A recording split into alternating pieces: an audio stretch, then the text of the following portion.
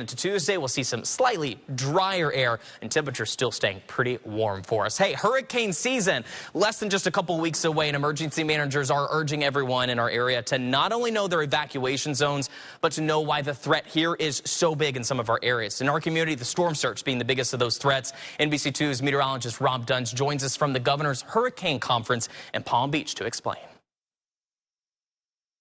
A major and often misunderstood factor that determines how bad storm surge is going to be is the shape of the earth underneath the surface of the water. A way to visualize that, though, is to think of these two clay models. This model here shows you visually what the shape of the earth looks like underneath the Gulf of Mexico. So if you drained all the water out of the Gulf, you'd find a very slow and gradual drop down to the deepest point in the Gulf of Mexico. This makes our side of Florida more vulnerable to storm surge because in this case, there's nothing underneath the water that can hold it back when a major storm surge event is unfolding.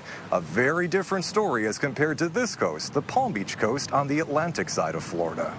On the East Coast, the continental shelf just drops off like a rock. It gets deep very fast, and that limits how far storm surge can go inland.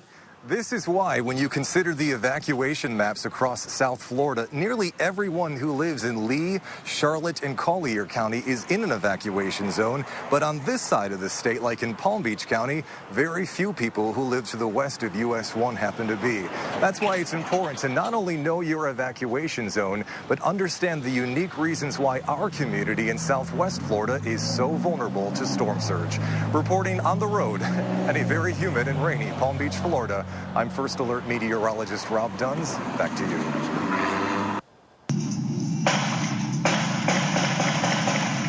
Breaking news and brand new video of a shooting in Collier County. A dash camera captures the scary scene. Deputies say Jonathan Martinez is the one pulling the trigger and shooting